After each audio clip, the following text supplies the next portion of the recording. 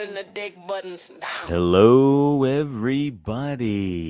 This is The World According to Dick Buttons. I'm Dick Buttons, and I'm glad you tuned in.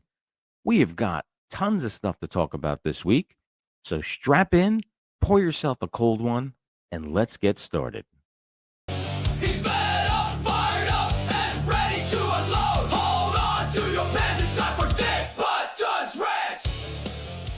Listen, we need to have a very real, very uncomfortable conversation about one of the most cringeworthy, intelligence-destroying epidemics plaguing the internet right now. And no, it's not political rants or thirst traps. I'm talking about adults using baby talk on social media. Yeah, you know who you are. The Doggo, Nom Noms, Sammy, and Who-Man Brigade. You're 37 years old and typing like a toddler who just discovered the English language and a Pinterest board.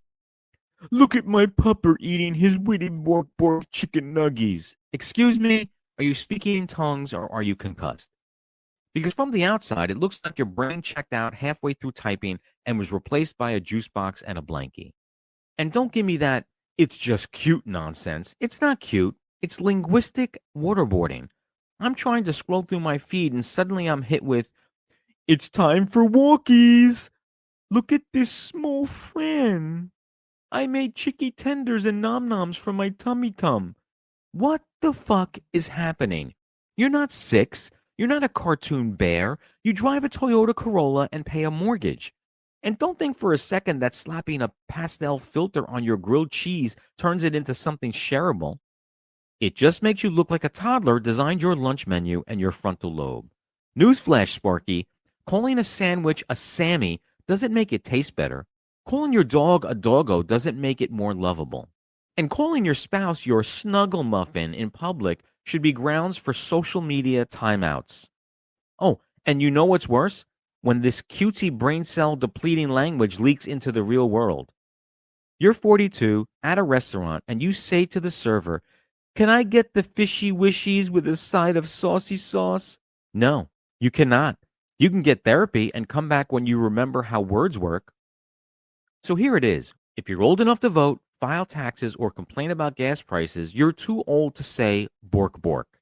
Use your adult voice, eat your grown-up food, and for the love of everything holy, speak like you passed 3rd grade. This has been another soul-saving PSA from your cranky truth teller behind the mic. I'm Dick freaking Buttons, and that's my nom-nom on this dumb trend. Listen up, you lazy, inconsiderate, dog-owning degenerates. I've had it up to my eyeballs with you morons who can't be bothered to clean up after your mutts drop a steaming pile of crap on my sidewalk. What the hell is wrong with you people? Are your arms broken? Did your brain fall out when you decided to get a pet? Because I swear, if I step in one more of your dog's disgusting landmines, I'm going to lose it. This ain't the Wild West, folks. You don't just let your 4-legged fecal factory unload wherever it damn well pleases and stroll off like some kind of untouchable cowboy. That's not freedom. That's filth. I'm out here dodging your dog's doo-doo like it's a minefield. I'm sick of it. You've got a plastic bag, a scooper, or at least a shred of decency. Use it. Or don't get a dog, you irresponsible clowns. And don't give me that, oh, it's natural crap. Yeah, so is me punching you in the face, but I don't do it. Clean it up or I'll start naming and shaming you on this podcast. I'll track you down, plaster your face on X or Facebook, and let the world know you're the jerk who left a turd surprise for me to step in. We're trying to live our lives out here, not play hopscotch with your pet's shit. So here's the deal, you slackers. Pick up the pile or get ready for the wrath of Dick Buttons. Get with it or get out. End of rant. Now go clean that mess up before I lose my fucking mind. TV spotlight, what's hot, what's not. Dick's got opinions and he's bringing them hot. From sitcom gold to streaming flops, he's calling it out till the static stops. It's the TV spotlight. All right, folks. Welcome to another segment of TV Spotlight. And today, we aim our intergalactic remote control back to the golden glow of the late 80s network television and right into the fuzzy, sarcastic, cat-hungry paws of Alf. That's right, the alien from Melmac who crash landed into our living rooms and somehow made middle class suburban dysfunction hilarious and just a little weird. The show debuted September 22nd, 1986, on NBC. It ran for 4 seasons, 102 episodes. Final episode aired March 24th, 1990. It was on Monday nights, primetime comfort food for the soul. So here is the pitch. What if E.T. had an attitude problem, lived in your garage, and constantly tried to eat your cat? Boom. Instant sitcom. Created by Paul Fusco, who also voiced and puppeteered Alf, the show followed Gordon Shumway, a.k.a. Alf, short for alien lifeform, a wisecracking extraterrestrial who crash lands in the garage of the Tanner family and quickly becomes their furry freeloading houseguest. The cast? Max Wright as Willie Tanner, the perpetually stressed out dad. Ann Sheehan, mom who had zero time for alien nonsense. Andrea Elson as Lynn Tanner, the daughter who, let's be honest, was too cool for this. Benji Gregory as Brian Tanner, the son who thought adopting a space alien was totally normal. And of course, Alf as himself, the glorious puppet with a snout, an attitude, and a hunger for feline stew. Fun facts you could drop at parties. Alf was performed live on set with an elaborate trapdoor system underneath the floor. A logistical nightmare, by the way. Cast members hated it because walking around without falling in was a full-time job. Max Wright reportedly couldn't stand working on the show, not because he didn't like the material, but because he was being upstaged by a puppet and tripping over floor panels every week. The show actually ended on a cliffhanger. Alf is captured by the alien task force, and no resolution was aired until 6 years later in a made-for-TV movie called Project Alf. Without the original Tanner family. Talk about awkward. The puppet cost thousands of dollars to maintain and had to be operated by multiple people for more complex scenes. Why was it canceled? By season 4, the show was slipping in the ratings. NBC was shifting priorities, and producing the show had become increasingly expensive and exhausting for everyone involved. Add to that, a cliffhanger that never got resolved on air, and boom, Alf was phased out like last week's leftovers. Alf is a time capsule. It's pure Reagan-era absurdism wrapped in sitcom tropes, with a Muppet-like twist. It was cynical, slapstick, and sweet all at once, a rare combo that worked just long enough to be unforgettable. And let's not pretend, kids loved him. Lunchboxes, Halloween costumes, plush toys, even a talk show revival attempted in the 2000s. Alf was everywhere. He was Grover meets Rodney Dangerfield. Alf's legacy? Cult status? Absolutely. Merchandise? Everywhere. A reboot attempt? You better believe it was floated in 2018, but it never materialized. Alf may not have stuck the landing, but he left burn marks on pop culture's shag carpet, and we love him for it. The bottom line? He came from space, he cracked jokes, he tried to eat the family cat, and somehow we let him stay. This is Dick Buttons signing off for this segment of TV Spotlight with one last Melmacian salute. I've got a 357 and I know how to use it. Down the rabbit hole we go! Oh no! Crack the code, let the truth show! Tinfoil hat, toss it away! Dick Buttons is here to save the day! Deep dives, no lies, busted myths left and right! Conspiracies crumble under his spotlight! Down the rabbit hole! Dick Buttons sends us straight tonight!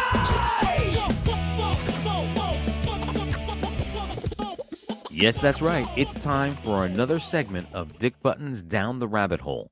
So put on your tinfoil hat, grab your carry-on, and ignore the lizard people at TSA because we're headed straight into one of the strangest conspiracy theories ever to hit the tarmac.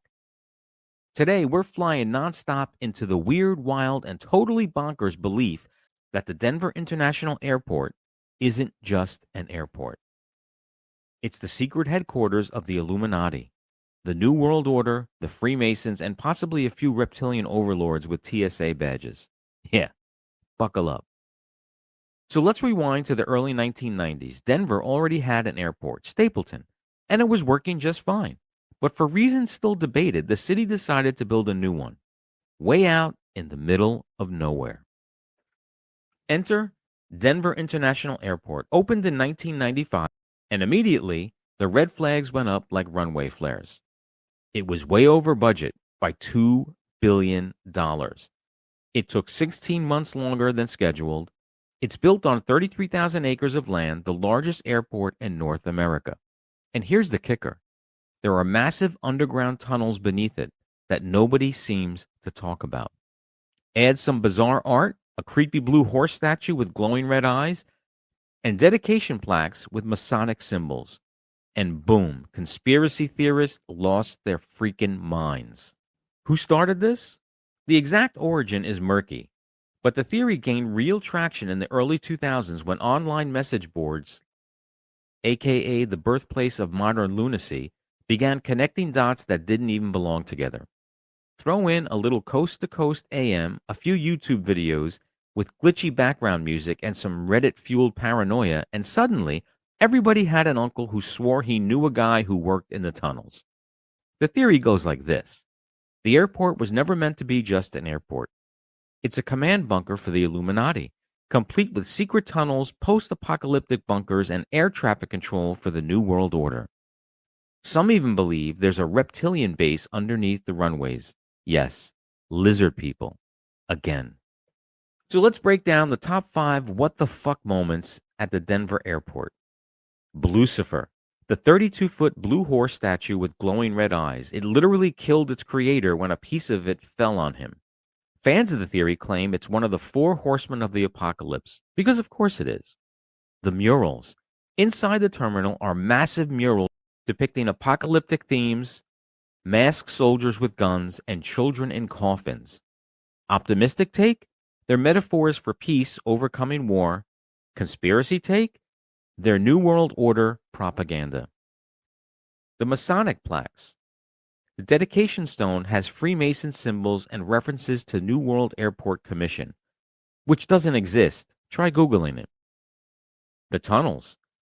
There's a massive unexplained underground network. Officially, they're for baggage. Unofficially, human experimentation, secret trains, and elite hideouts are on the table. Runway layout. From above, the runway layout vaguely resembles a swastika. Aerial symbolism, or just some unfortunate airport blueprint in human history. So is there any truth to this? Short answer, no. Long answer, still no. But that's never stopped the internet. The budget overruns, government mismanagement, shocking, I know. The tunnels, a bandage baggage system. The murals, done by artist Leo Taguma, who says they're about hope and unity, not mass extinction. The Masonic plaque, most major buildings have them. Freemasons have been laying cornerstones for centuries. The New World Airport Commission, a marketing name for a group that helped open the airport, not a secret cabal. Even the DIA officials now lean into the madness, putting up tongue-in-cheek signs like, "What are we hiding?" and making conspiracy-themed merchandise. Because if people think you're hiding aliens, might as well sell them a t-shirt. The Denver airport conspiracy has become a cornerstone of modern American paranoia, a mix of distrust in authority, secret societies, and a love for sci-fi. It's the Disneyland of doomsday theories. It's been featured in TV shows, documentaries, and more YouTube videos than we'll ever need to see. And let's face it, it's fun. If you've got a layover in Denver, wouldn't you rather believe there's a reptilian council beneath your feet instead of just overpriced sandwiches? Look, I don't know if the Illuminati is hiding under Concourse B or if lizard people are playing poker in the tunnels, but what I do know is that nothing good ever started with a glowing-eyed demon horse and a plaque from Freemasons.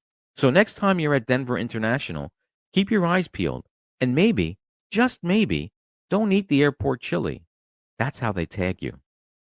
This has been another segment of Down the Rabbit Hole, only on The World According to Dick Buttons. Thought he was done. Think again. He's fired up and taking names. It's time for Dick Button Rants. Let's talk about this plague infecting restaurants across America. No, not food poisoning, not bad service, not even soggy fries. I'm talking about the soul-sucking, joy-killing disease that is the QR code menu. You know what I want when I sit down at a restaurant? A real fucking menu. You know, paper. Maybe a little sticky, maybe with some spaghetti sauce fingerprinted on the corner. Something with character. What I don't want is to be assaulted by a laminated card that says scan me. No, I will not scan you. I will not participate in your digital scavenger hunt for the basic human right of knowing what I can eat. Let me paint the picture. I sit down, hungry as hell, ready to order something that might just bring me 5 minutes of happiness in this bleak, overpriced world. And now I have to dig into my pocket, grab my phone, open the camera, squint like I'm defusing a bomb in this Wi-Fi-less dungeon, and then zoom in like I'm Tom Cruise in Mission Impossible just to see if the burger comes with fries. And God forbid your phone's dead. Guess what? No menu for you. Might as well lick the table and guess what the guy next to you ordered. And let's be real, 9 out of 10 times the QR code opens a janky website that looks like it was made in 1997 and takes 12 years to load. And then, surprise, half the items are no longer available anyway. You know who loves QR code menus? Nobody.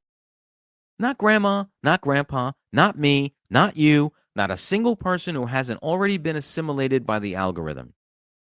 Oh, it saves trees. Really? We're killing menus now? I don't see them eliminating receipts, napkins, or those stupid paper coasters that absorb absolutely nothing.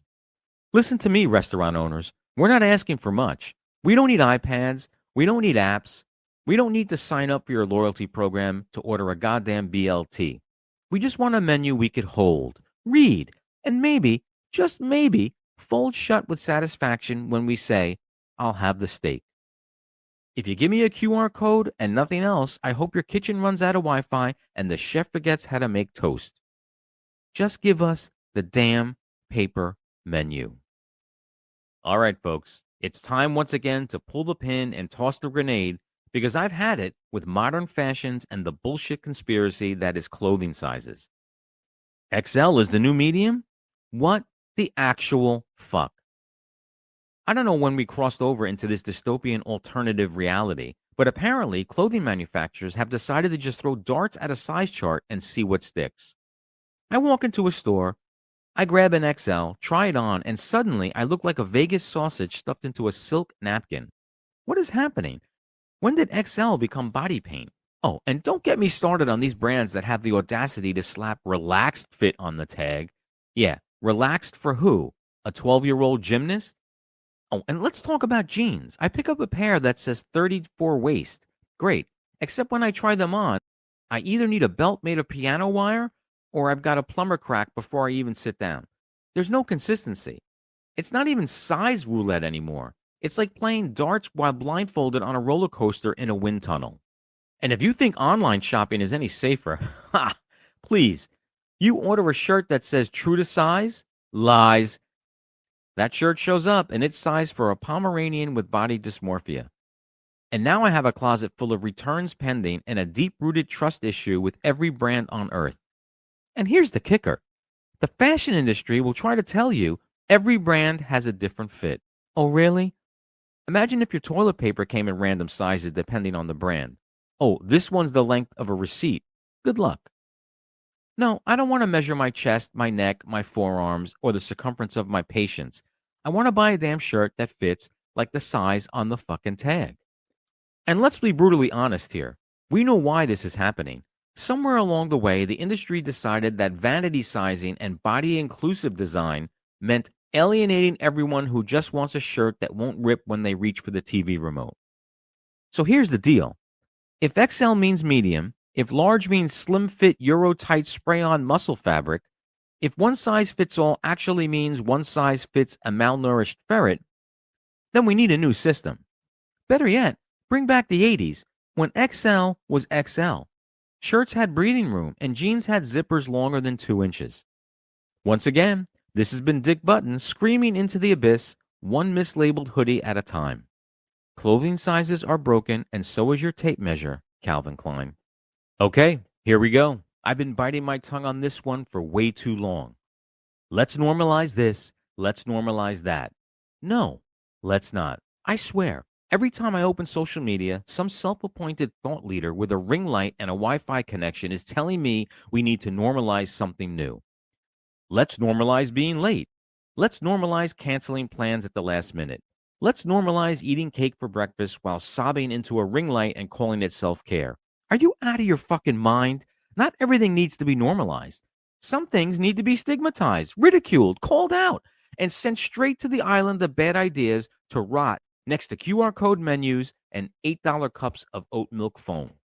You know what Let's Normalize has become? It's a free pass for garbage behavior. It's the rallying cry of people who don't want accountability, boundaries, or a basic understanding of reality. Let's normalize not texting back. You mean let's normalize being a flaky, unreliable flake. Hard pass. Let's normalize not working hard. Great. Let's all underachieve together and then cry when we can't afford rent. That'll fix society. It's like a bad Hallmark card from an alternate universe where everyone's allergic to responsibility and thinks growth means posting inspirational quotes over a picture of a latte. How about we normalize showing up on time, returning phone calls, showering regularly, and putting on pants like a functioning human being? You want to normalize something? Normalize critical thinking. Normalize not reposting every half-baked opinion wrapped in fake empowerment speak. Normalize not turning every personal inconvenience into a social movement. Look, not every feeling you have is a revolution. Not every quirk is a flag to wave. Not every bad habit is empowering. Some shit just needs to stay weird, awkward, or flat out wrong, and that's okay. And I'm here to tell you, let's normalize shutting the hell up. Do you remember this? That old school magic you just can't miss. Lunchbox dreams and driving nights, Saturday mornings and neon lights, from payphones to mixtape bliss. Come on now, do you remember this? Welcome to another segment of Remember This? Ah, yes, that unmistakable scent of educational trauma and chemically soaked purple ink. Buckle up, folks. We're heading back to the golden age of analog duplication. Today's blast from the past? That beloved, bizarre, and borderline barbaric mimeograph machine. Long before every office had a Xerox the size of a refrigerator humming in the corner, we had mimeograph machines, also lovingly known as ditto machines, though technically different, but we'll get to that. These beasts were the workhorses of schools, churches, small offices, and Cold War espionage, churning out handouts with purple ink and a smell that could knock out a horse. If you grew up before the 1980s, you probably remember sniffing those freshly printed sheets like they were laced with magic, and maybe they were. The mimeograph was invented by none other than Thomas Edison in 1876. That's right, Mr. Lightbulb himself.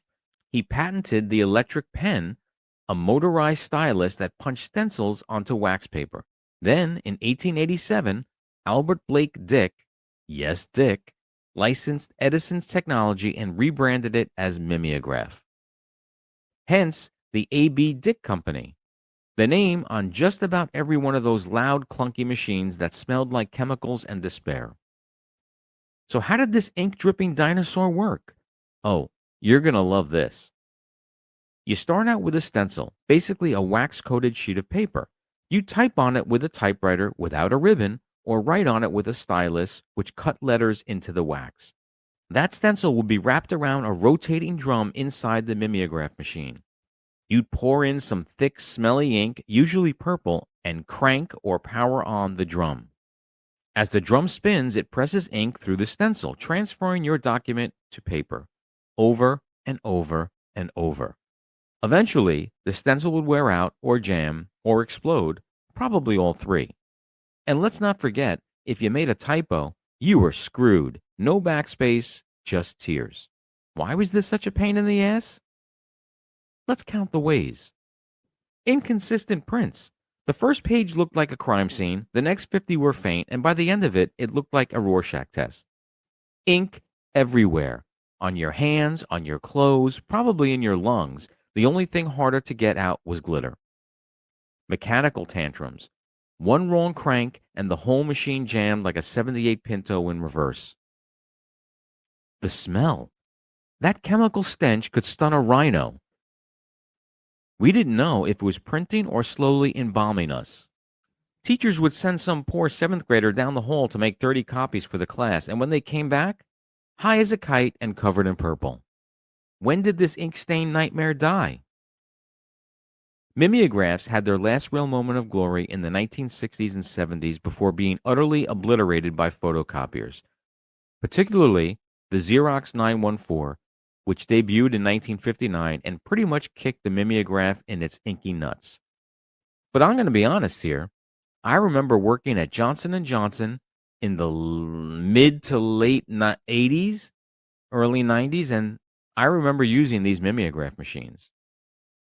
By the mid-80s, mimeographs were mostly found in supply closets next to overhead projectors and broken globe stands. Today, they're collector's items or cautionary tales. Their legacy? Ask anyone over 45 about mimeograph machines and you'll get two reactions. Nostalgic joy. Oh, that smell. I love that smell. Or PTSD flashbacks. I had to mimeo 200 programs for a school play in August during a heat wave. The mimeograph is a relic of a different time. A time when duplicating something meant effort, risk, and probably some physical damage. And if nothing else, it gave every school paper that unique, impossible to read purple haze. So next time your office printer jams for the third time in an hour, remember this. At least you're not manually cranking out purple ink through a wax stencil while praying to Edison that your boss didn't notice the typo in executive summary. And yes, kids, there was a time when sniffing paper in class wasn't frowned upon. It was a privilege. Crank it up, let's drop the track. Dick Buttons takes you way, way back. Deep cuts, legends, riffs that bite. This is Dick Buttons. All right, it's time for another segment of Album Spotlight. So buckle up your studded belts and crank the volume to 11 because today's Spotlight dives deep. Holy diver deep. That's right, we're shining the hellish red stage lights on one of the most iconic and enduring albums in the history of the 80s metal. Dio's Holy Diver. Released on May 25th, 1983 on Warner Brothers Records. Produced by Ronnie James Dio himself, because when you're that good, you produce your own greatness. Over 2 million copies sold in the U.S. alone, certified platinum by RIAA. It peaked at number 56 on the Billboard 200, but let's be real. This thing blew up influence-wise like a fireball out of a dragon's mouth. The lineup? Ronnie James Dio, vocals and keyboards, the sorcerer supreme of metal vocals. Vivian Campbell, guitar, Irish shredder, only 21 at the time and already a monster. Jimmy Bain, bass, former Rainbow bandmate Brought the Thunder. Vinny Appice, drums, fresh off the Heaven and Hell Mob Rules era of Black Sabbath, a hammer in human form. This band was a dream team of metal talent, sharp, seasoned, and ready to melt your speakers. Where it stands in metal history? Holy Diver didn't just enter the scene, it forged a new path. In 1983, metal was getting glammier on the Sunset Strip and heavier in the UK underground. Dio walked a mythic middle path, blending fantasy, power, melody, and raw aggression. It's one of the defining power metal albums of the decade, helping shape what would become the template for melodic and epic metal well into the 2000s. Some highlights? Holy Diver, that opening riff, certified legend. The lyrics, pure Dio mythology. Rainbow in the Dark. Synthesizers in metal done right. This one got MTV airplay and blew minds. Stand Up and Shout. Album opener that punches you in the throat and dares you to look away. And Don't Talk to Strangers. Starts soft, ends apocalyptic. Some fun facts. The album cover features Murray, Dio's demonic mascot, whipping a chained priest into the sea. Dio claimed it was open to interpretation. Was it really a priest? Or maybe it was a demon being exorcised. Depends on who you ask and how many beers they've had. Vivian Campbell, who absolutely shreds across this album, had zero recording experience at the time. Dio didn't care. He knew raw talent when he heard it. Rumor has it, During recording at Sound City Studios in Van Nuys, the band used to blast the takes into the parking lot just to hear how epic it would sound in open air. Spoiler, it sounded fucking amazing. The band would refer to Ronnie as the man with the plan and the tiny frying pan. Because apparently, Dio would make breakfast for the band in between takes. That's right. Guy summoned dragons by day and scrambled eggs by night. The album's legacy? Holy Diver is not just an album. It's a rite of passage for any self-respecting metalhead. It catapulted Dio from former Sabbath frontman to metal demigod in his own right. It influenced generations of bands from Dream Theater to Ghost, and songs like Holy Diver and Rainbow in the Dark remain setlist staples at festivals around the world.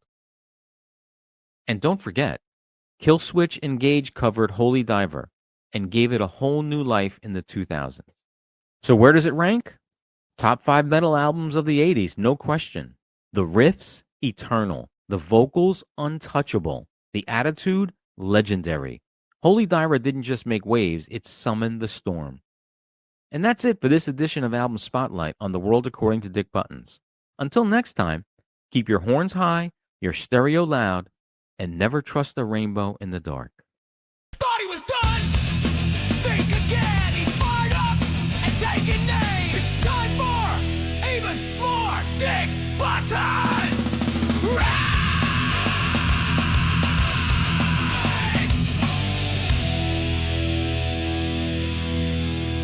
All right, strap in, folks, because today we're going to go after one of the most disgusting, barbaric, caveman-level behaviors known to mankind.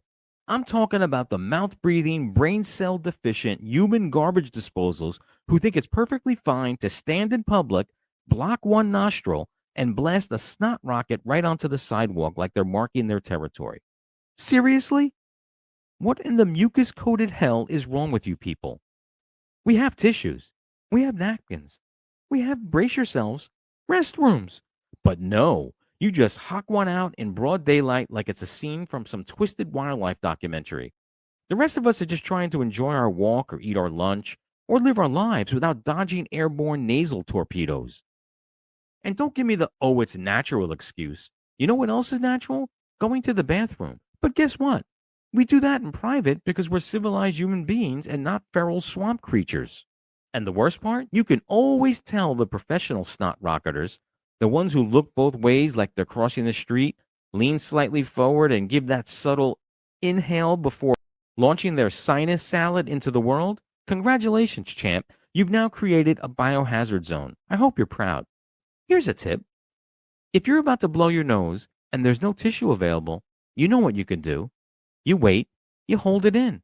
You suffer in silence like the rest of us when we forget a tissue. Do not turn the sidewalk, the park, the bus stop, or God forbid the grocery store parking lot into your personal snot splatter canvas. To the public snot rocketers of the world, you are a menace. You are disgusting. You are the reason why I now walk with my eyes scanning the ground like I'm looking for landmines. You need to get it together. Buy a box of fucking tissues and rejoin the civilized society before you end up on the receiving end of my shoe and my wrath. This has been Dick Buttons, reminding you, keep your mucus to yourself. Oh, you're gonna love this one. You ever call a pest control company because you got hornets the size of Buicks nesting in your roofline? Or squirrels throwing keg parties in your attic? You know, the kind of job that literally requires a pro with gear, training, and a spine. And what do you get? Some chipper voice on the other end of the phone saying, "Oh, sorry, sir. We no longer go on roofs due to safety and insurance concerns." What in the actual fuck? Excuse me? Isn't that the whole fucking point of calling professionals? So I don't have to climb a 30-foot ladder with a can of Raid in one hand and my will in the other? Isn't that exactly why I'm paying you ridiculous amounts of money to do the dangerous, messy, pain-in-the-ass jobs I can't or won't do myself? But no. Now we've got the Pest Control Cowards Club, happy to spray a few ants around your kitchen. But when it comes to actually solving the problem, oh, sorry, liability, you understand.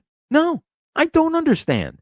What's next? Mechanics saying, "Sorry, we don't pop the hood because engines are hot and dangerous." Firefighters saying, "Well, We don't actually go into the burning building, sir. We'll just spray from the curb and hope for the best. This is like hiring a plumber who refuses to touch water, like paying a surgeon who says, I don't use scalpels, they're too sharp. What exactly am I paying you for then? To show up in a uniform, shake your head, and give me a brochure to someone else who could actually do the work? Here's an idea. If your company can't handle pest control in the actual places pests like to live, maybe you should rebrand as Pest Suggestions Incorporated, because you're not controlling anything. You're just politely asking the bugs to relocate. To every pest control outfit that's gone soft, either get back on the damn roof or get out of the business, because I'm not shelling out hundreds of dollars to be told, well, sir, maybe you could try it yourself. That's exactly what I was trying to avoid in the first place. This has been Dick Buttons saying if you can't stand the heights, stay out of the pest control business. He's bold, he's sharp, he's in the know. Get ready, folks, it's Vincenzo. Say his name and feel the glow. Buckle up, kids, you're in the Vincenzo. That's right, kids. It's time for the Vincenzo. And you know what that means? Who's sitting right next to me over here? Hello, sir. Humbled and honored. Thank you. Okay. Today's topic for the Vincenzo, and as we discussed last week, it is the top 5 New Jersey shore towns of all time. And the way we're going to do this, Vincenzo will start it off with his number 5, and we're going to count down backwards. I will chime in with my number 5. The argument will ensue. And then we'll see if we could reorder these to something no, we're not going to do that because you have your 5, I have my 5. That's right. And as you listen below in the comments, feel free to tell us we're full of shit and we don't know what the hell we're talking about. And we can go from there. So, without further ado, Vincenzo, you could go with your number 5 New Jersey shore town of all time. Number 5. Wildwood. Oh, fuck you already. I know. Fuck you already. If I was a betting man, I'd say you probably put that at number 1. Well, we'll get to that, but tell me why that's at the bottom of the list. All right. You know what? I don't think I'm a boardwalk amusement kind of guy. I think I'm past that. But I think if you were going to have boardwalk amusements, rides, the whole thing, I think it's head and tail. I think you got to pick it up over Seaside, over Ocean City. Best funnel cake. Hands down. Well, it made number 5 for a reason. So let me hear this list of negatives that you have. I don't think it's negatives. I think it's the other 4 that I picked that beat it. And we'll see. I think it's a free beach. Okay. It's not the last free beach though. It is. There's no other free beach. Let me. Atlantic City was the last one, and they now charge. How about now? That's connected to a boardwalk. There are other free beaches though. Keensburg, Leonardo Beach, Strathmere, Union Beach, William Morrow. Well, we're going to research that, but I mean Highlands. But these are beaches that are not connected to boardwalks. I don't think that makes a difference. Hey, Google, how many free beaches are there in New Jersey? Drum roll. Drum roll. 12 to 14 free beaches do not require beach I tags. I think we're down to 10, but in the most recent. Interesting. Why do they advertise that the only free beach? Because I think it's the last free beach connected to a boardwalk. Well, that's cherry picking your list, isn't it? Not your list, their list. Correct. All right. Anything else you want to add on your number 5 before I give you the right answer? It's also been highlighted that there are more shark sightings off of Wildwood's coast than any other beach for whatever reason. And funny that when she mentioned this, did you not catch? I did. Well, I showed it to some people at work, and they said it was a boat. It's not a boat. I don't listen. They were trying to shit on my parade, but boat. After close, I don't know. Who knows? But I probably have a scientific reason for that, which shouldn't affect it on the list. But No, correct. I think it's getting.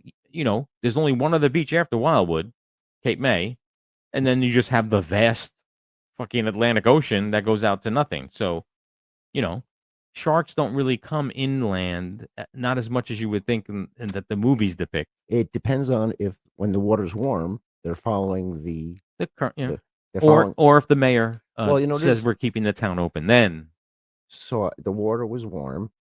Saw some bunker fish. Smaller fish eat the bunker fish. The sharks eat the smaller fish, okay, and then they you know, and the sharks, you know, maybe there's more fat kids per capita in, in the Wildwood Beach. It's like going to a bakery and eating a donut. Yeah, pretty much. Okay, are you done with your number 5? What else you got?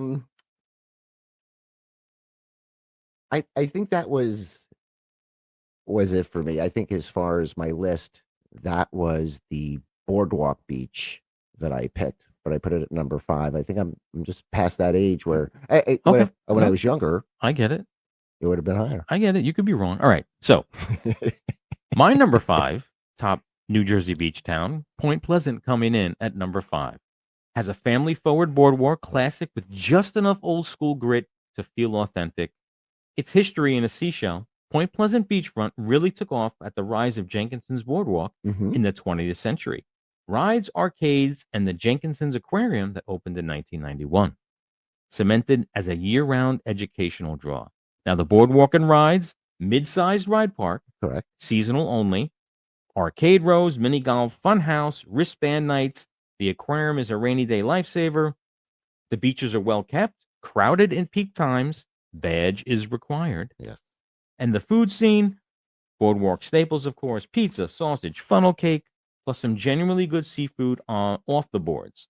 Now, I did a little bit more research than your hand-scribbled shit. Yes. The real estate pulse in Point Pleasant beach homes typically value at $1.2 million. That is as of June 2025. The inland Point Pleasant borough sits at $700K. Translation? Not cheap. The attendance reality check, though.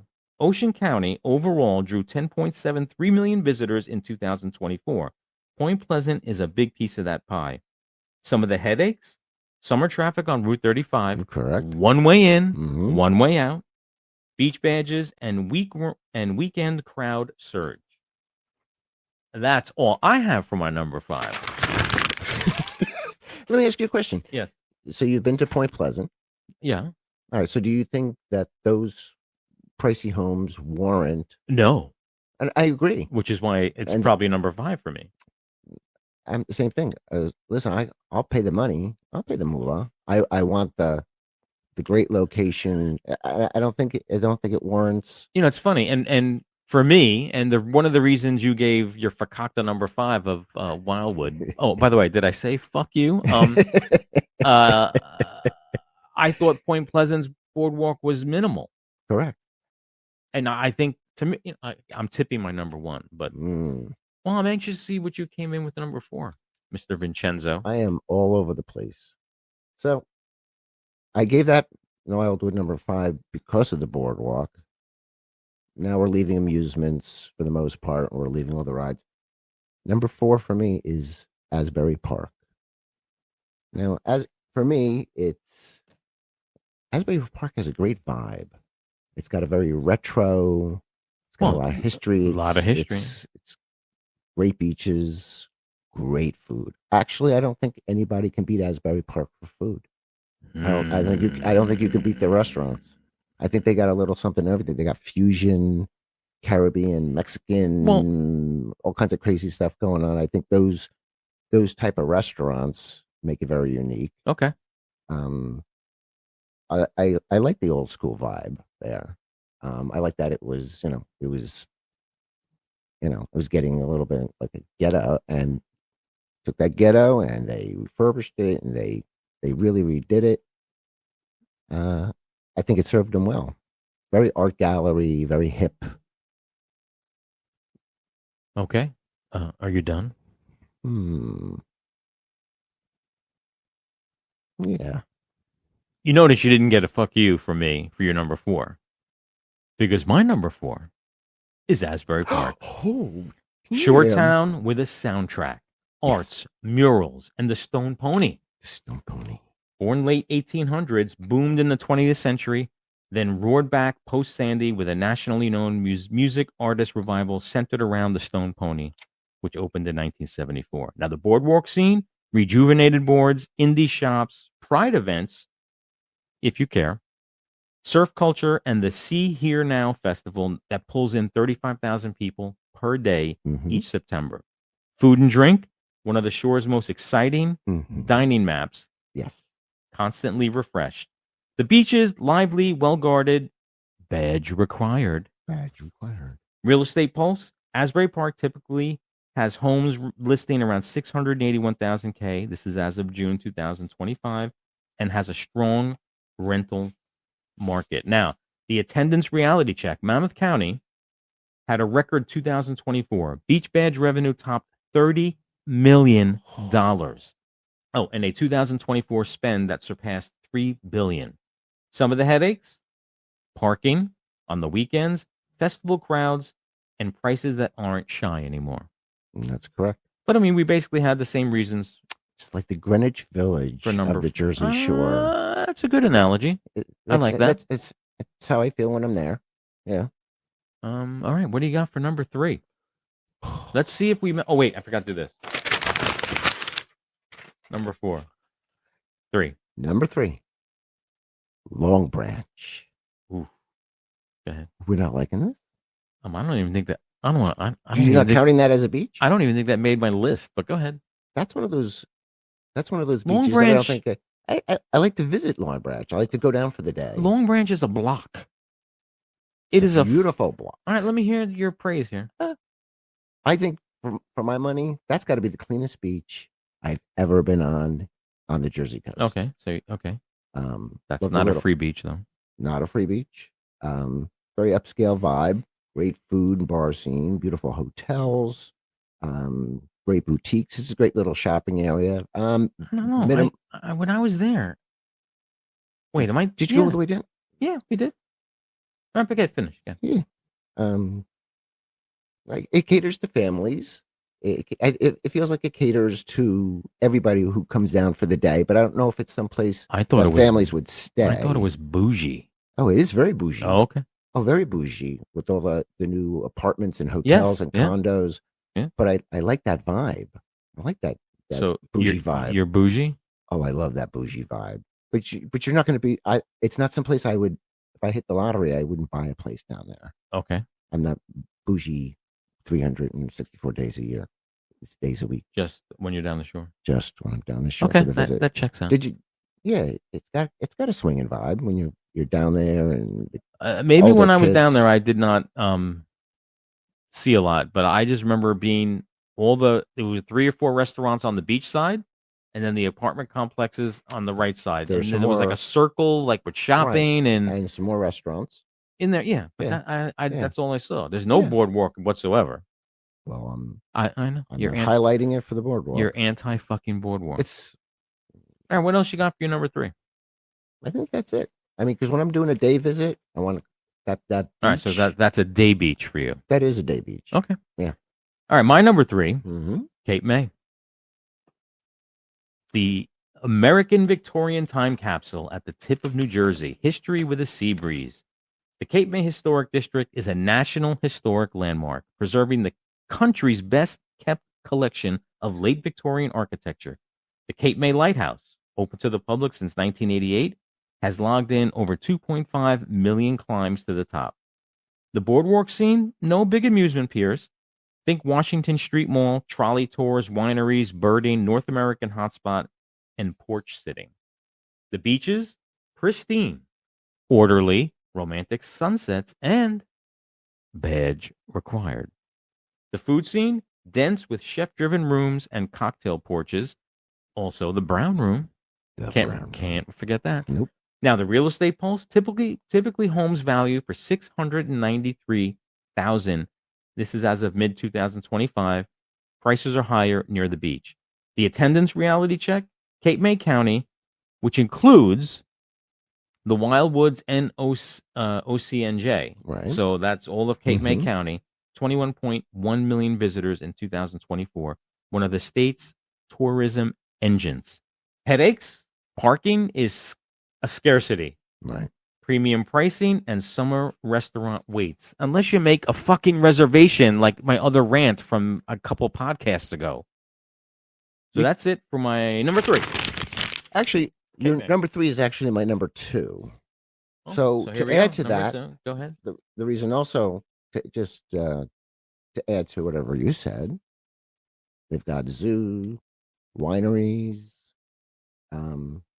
Congress Hall is the first American seaside resort, and probably one of the few places you can go down at Christmas time. Actually, go to the beach around Christmas time and have that area actually decorated and feel inviting. This is Cape May? Yeah. Oh, so they got a Christmas vibe going on. Way back in the early years, before stayed right on the beach on a big hotel. Mhm. We were a bunch of fucking idiots walking on the beach in February. There was snow on the beach.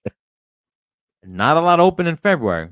Right. I think that Christmas shop. I mean, some restaurants are open 24. I think they do it 12 through months a year. December, and then it probably drops right off for the next couple months. Okay.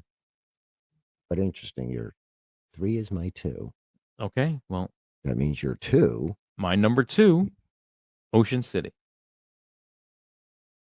The quintessential family shore town, clean, all ages, and proudly dry. The history hit, founded in 1879 by Methodists, so no alcohol sales inside the city limits to this day. Correct. Now, that's not one of the reasons I picked it as number 2, but the boardwalk, 2.5 miles long, has survived fires and storms and keeps bouncing back. Boardwalk and rides, 2 main amusement areas, Playland's Castaway Cove and OC Water Park. FYI, Gilligan's Wonderland Pier, a 20th century icon, closed permanently in 2024.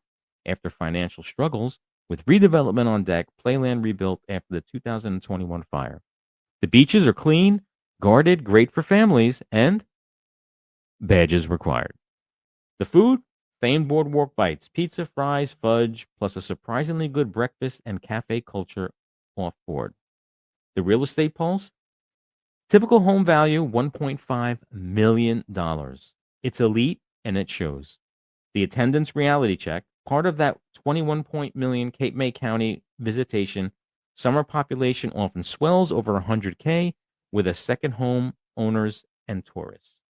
The headaches, it's dry.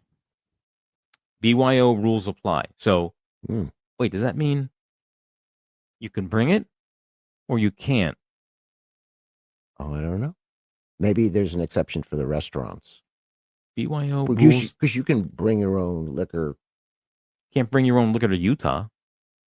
Well, you can bring it to Ocean City. You just can't buy it there. Okay. Of course, it's pricey. The parking is Darwinian on Saturdays. Ooh, I like that. All right, let me hold on. Number 2. So you're number 2. Do you know what the difference between Ocean City, New Jersey, with its boardwalk, and Wildwood is with its boardwalk? There's only two amusements on that pier. 2 piers. No, I think they have amusement rides and everything. I think piers meaning piers of rides. Right. I'll get into why Wildwood's better. I think it's a little. If you're bringing a family of young children, I think Ocean City is where you go. Once they get past a certain age, I said family oriented. Yeah, but I just think young family. I think it's young kids. I don't think the kids that go to Wildwood ever go to Ocean City. And listen, let's get on those teacups. I love being a dad, but I'm going to be totally fucking honest with you. The times I've had on the boardwalk, the really good times have been when the kids were older and I didn't have to wheel them around or carry them. Yeah. Okay. Yep. All right, Vincenzo, I am anxious to hear what this number 1 is. I will try not to yell fuck you when you say it. This is probably the most expensive beach on all of the New Jersey coast. Or one of them, and it would be part of the area of how it would be a municipality of something. Right. So what do you think is the most expensive place? It's nothing that I talked about so far. So it's not on my radar. So it's in Long. Oh, are you going to say Ortley? No, Ortley's not. I don't know. No, Ortley's next to Seaside. It's what is square mile of. What is it? In Long Beach Island, Mm-hmm. it is Beach Haven. Wow, that's a small fucking beach too, isn't it? Well, that's a decent stretch. Okay, let me hear. Why is it number one? It caters to everybody.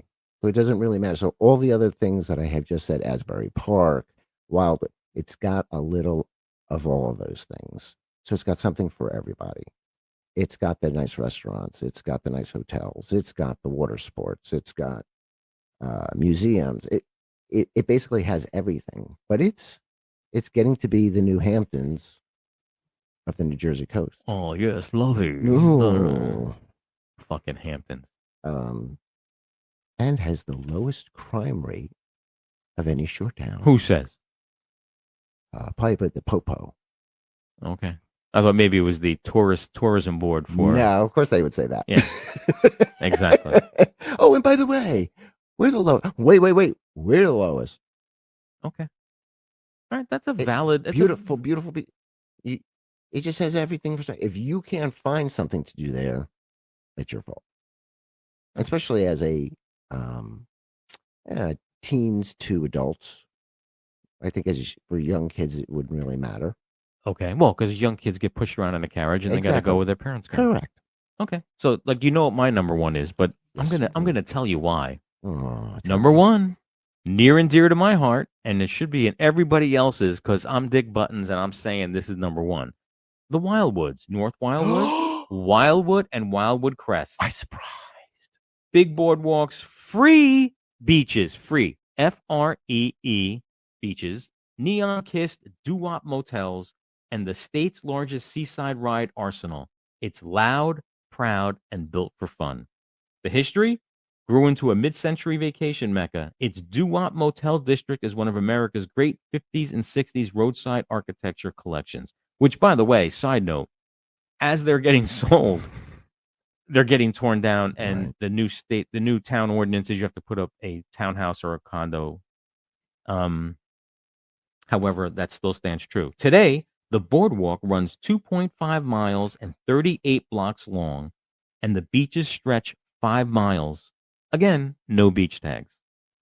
The boardwalk and rides, Maury's Piers, plus 100 rides and attractions across 3 piers, plus 2 water parks, a family fun empire since 1969.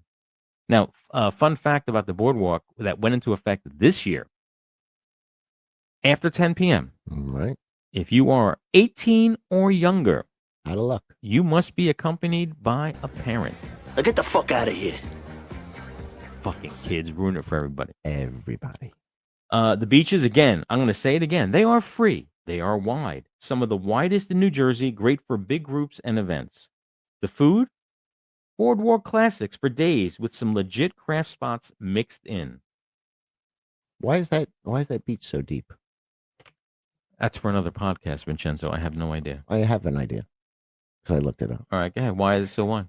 So the shoreline kept changing. And at Mhm. one point the water was all the way up to the boardwalk, and they had to figure out. So what they had done after a few storms is they said it's never going to happen again. What did We're they just going to do? dump more sand, and they just Oh. dumped sand until they got it as far as they could. Now, towards the the more northern side of Wildwood, they actually had to rebuild the beach because after the hurricanes, there was hardly any beach. But anyway, the real estate pulse: typical homes value $623,000 in Wildwood proper. In North Wildwood, $635,000, rising but still value versus OCNJ.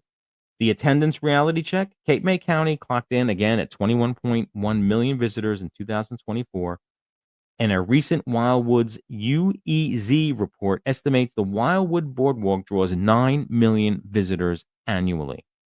That's Jersey scale foot traffic. Now, the headaches, as with every other shore town: parking, price spikes on the ride credits, and every cousin you've ever met wants to crash at your condo. The other thing about Wildwood that is only, I think, 2 or 3 years old Right. is the Barefoot Country Festival, where they're on the beach. Right. Jelly Roll, Keith Urban, all big stars. And I think it's only the second year that they did it, or maybe third year. Number one. Now, because some of my listeners are number freaks, here are some macro numbers that you will quote back to each other after you hear these. The New Jersey statewide, 123.7 million visitors in 2024 across all the beaches. Cape May County, again, this fucking stat again, 21.1 million visitors. We got it. Ocean County, 10.73 million visitors. And Monmouth County, 30 million. The revenue, badge revenue alone, $30 million. What are they doing with that money? That's for another podcast because I'm sure it doesn't go where it's supposed to go. Correct. I think if you hit the lottery, is that the place you buy a place? Wildwood? If you got to pick a beach place?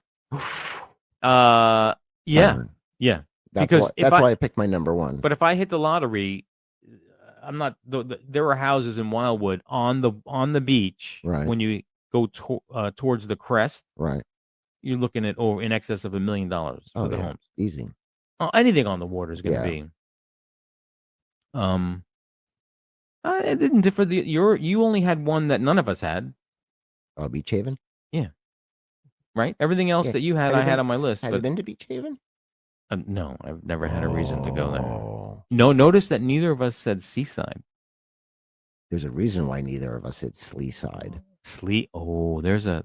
All you people who like seaside, he just called it Sleeside. Home of the situation, who now we can't even make fun of, by the way. Why can't we make fun of him? He has started, he's clean now, clean and sober, and he has started I don't want to say a home, but a organization to help people. Oh, yeah. So I'm on Tamarind Hall. He was doing his whole thing. Yeah. Yeah. Okay. Let's do a impromptu, not top 5, but you're on a boardwalk. It doesn't matter which fucking one it is because we already went through the top 5. All right. You have to have dinner. What is your go-to on the boardwalk? Oh, you know what it is. I know what it is. Not everybody listening knows what it is. That's why we have a podcast, Vincenzo. I can smell it. It's sausage and pepper onion sandwich. Strong choice. Mine would be a classic cheesesteak. That would be my number 2. I don't like funnel cake. Let me ask you a question. Being Italian, do you love Zeppelis? They're not. First of all, they're not the same. Okay, you take a Zeppeli and you put a hand grenade next to it and you explode it, and it right. But you're shrapnel of a Zeppeli. Okay. So my memory of Zeppelis, 2 places. My grandmother in Brooklyn, she made them. All right. And when I used to work at the Route 1 flea market in Edison, yes, I remember the smell. The Italian bakery in the back. Correct. Those are my only 2 recollections of Zeppelis. Do you think the Russians on the Wildwood Boardwalk know how to make a proper Zeppeli? Well, they can make a great funnel cake, and it's not that far off. It's the same ingredients. It's just, it's just fed through a little funnel thing, and it's just in little streams of. And that's another topic. The Russians rule. I don't know about the other boardwalks, but I did talk. I think I mentioned to you. I did talk to one of the kids. They bring them over like for work study things. Right. And they sleep them like 15 to a room. They don't get charged for the room. They pay for their food. Right. But they have to work whenever the man says they have to work. Rotate the tire on the cars, and I would imagine shit like that goes on. Not to mention a few unsavory things. But that is not what the world according to Dig Buttons is all about. Some would say. Some say it is, but I don't know. Well, this was fun. I really like doing this. This was good. Now, let's do this again, what we did last week. I'm going to put you on the spot. No. Oh, yes. Vincenzo, you didn't get that title just for being good looking. We'll discuss. Let's pick next week's topic right now. 5, 4. No, I'm not counting down. I almost have nothing out. I'm gonna just throw stuff out. Or let's throw it. See whatever sticks. Let's workshop this bitch. Well, we're foodies. Something to do with food. Okay, we're gonna be in the food realm. Well, we really can't do best restaurants because there are people who in Taiwan listening to this. So, and we haven't well, been there yet. actually, we just fucking talked about New Jersey short towns. So, to all my listeners in China and Taiwan, and there's even a couple. There was one. I was looking at the stats yesterday. One from Indonesia. Oh, God So bless when you them. come to Wildwood or Cape May or Right. Asbury, just let us know if our reviews were spot on. So food. All right. So maybe we don't pick it today. He says, and smoke's coming out of his ears. Yeah, I think that worked last week. We got a quick answer, but I don't want to bore anybody. So I want to thank you again, Vincenzo. Oh, by the way, I was last week's fiasco with the 44-minute segment that had no fucking audio. Oh, our mime edition. Holy shit. But so during that, which didn't air, I wanted to ask you, what do you think of the backdrop for when we go to YouTube? Again, we're going to make the move. I'm going to say end of the year, first quarter next year, maybe in January. We also discussed, which I don't know, it did get on air, I believe. This is episode 18. Right. We have decided that there are 20 episodes in a season. Correct. So we have 2 episodes left before we close out season 3. And then we will start season 4. And between now and then, we'll come up with another fucking topic for the Vincenzo. It didn't come up to us now, but we'll get something to you guys. So I want to thank everybody for tuning in to this week's episode of The World According to Dick Buttons. I'm Dick Buttons. This is Vincenzo. And remember, stay safe, stay smart, and listen to Dick.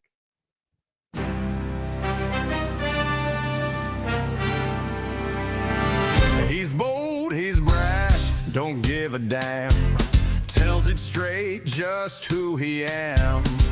No filter, no fear, he cuts through the noise. Dick Buttons speaking truth with that big old voice. It's the world, yeah, the world.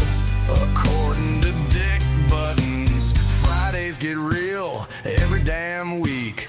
Tune in, lean in, and let the man